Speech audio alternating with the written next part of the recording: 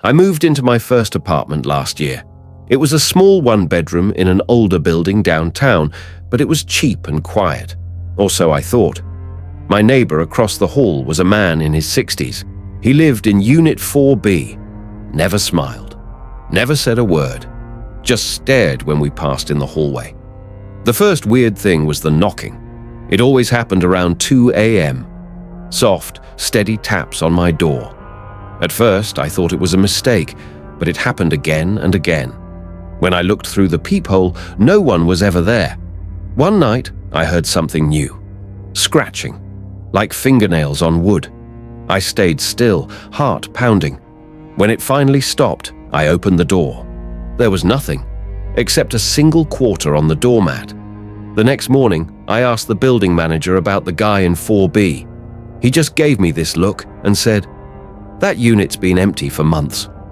I laughed. "No, someone lives there. I see him all the time." But the manager just shook his head. "Whoever you're seeing, you should stop opening your door." Later that week, I saw the man again, standing just inside 4B with the door half open. He was staring at me, not blinking. When I got home that night, I slid a note under his door. Just said, "Are you okay?"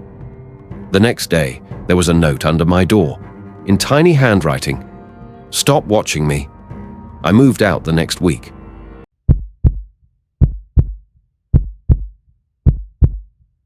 When I was growing up, there was an old woman who lived 2 houses down from us. She was quiet, always in the garden, always wearing the same faded dress and hat. Her backyard had these tents, like little camping tents, maybe 4 or 5 of them, scattered around. We always thought it was weird, but harmless. One summer, my little brother threw his ball over her fence. It landed near one of the tents. He hopped over to get it, and I waited, watching. He came back pale. Didn't say a word. That night, he told me what he saw. Inside one of the tents were photos. Dozens of them hung from strings like decorations, all black and white, all of children. Some were smiling, some were crying.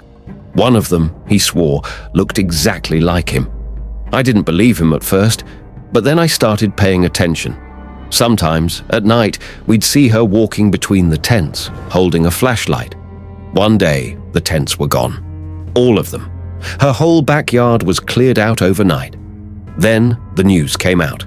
Turns out, years ago, she had been questioned in connection to several missing children cases.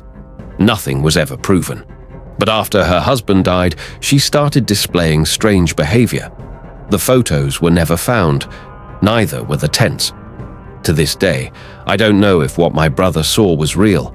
But I do know that when she died and they cleaned out her house, one of the workers told my mum something I'll never forget. In her attic, there was a small box labeled "My Favorite Memories." Inside were teeth.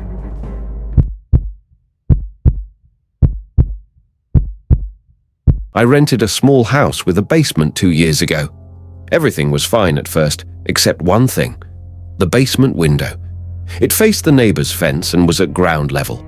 At night, the light from their yard would cast weird shadows. Then I started noticing something off.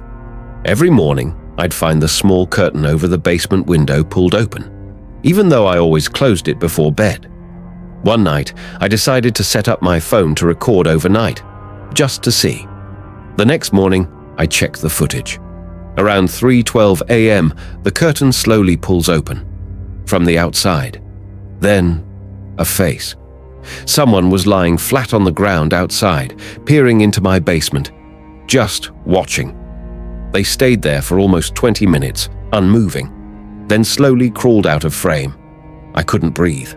I showed the footage to the police, but they couldn't identify anything. No real crime had been committed. They told me to stay alert, so I installed a camera. I also put a wooden board over the inside of the window. That night, I heard tapping. Slow, rhythmic taps on the glass behind the board. It went on for hours. I didn't sleep. When I finally went to check, the board had been pushed slightly off-center. Someone had been trying to look in again. After a week of silence, I got a package on my doorstep. No return address. Inside was a photo, a printed image of my basement window taken from inside my house.